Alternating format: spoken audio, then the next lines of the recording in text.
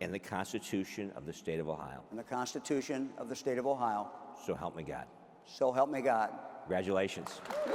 A little more than a year after his inauguration, Governor Mike DeWine found himself facing a crisis of extraordinary magnitude. This virus is the enemy of our freedom. Amid the tough decisions from the top, our Ipsos survey of Ohioans shows 67% like how he's handling things. About a quarter of Ohioans, the most vocal of whom are from DeWine's own party, say that they disapprove of the job that he's doing. He says he's leading not on what will please his constituents, but on what will save their lives. The sanctity of life, the protection of life, is the most important obligation that I have.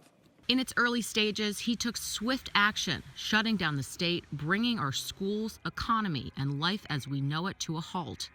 He says that early intervention brought invaluable time to our state's healthcare system, while also ushering in a new wave of critics. They've maligned the agenda of getting us all to a better place medically by making adjustments that unfortunately put us in a much worse place socioeconomically. These decisions were both tried in the court of public opinion as well as actual court. I think we probably have 5 or 6 lawsuits already testing our authority.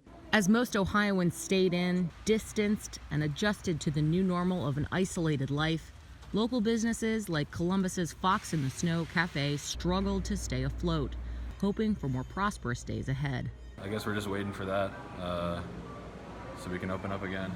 It's like a different environment in here when there's people sitting down and chatting and eating, so we're just hoping that happens soon. Even with Pfizer Pharmaceuticals anticipating the regulatory green light for a vaccine midway through November, 55% of Ohioans consider the pandemic to be their top issue this election. With DeWine halfway through his tenure, he says mobilizing distribution of said vaccine once it's available is his top priority. What we can do is get ready for whenever that day is. And it can't come soon enough, but we obviously want it done right. But whenever that day comes, we will be ready. So we have already started working, pulling people together, figuring out how we would distribute it, and looking at priorities of how it should be distributed. Another health issue is also at the top of Ohio voters' minds this season, the ongoing opioid crisis.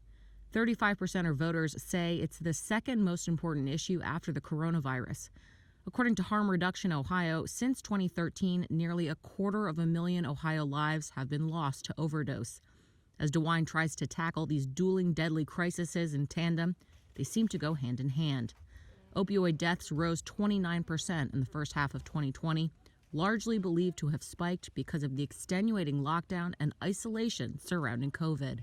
The issues at the top of the ticket for Ohioans is rounded out by unemployment, with 32% of Ohioans fearful of their livelihoods and the future of our state. This as the unemployment rate hovers around 10%. In Columbus, Molly Martinez, Spectrum News.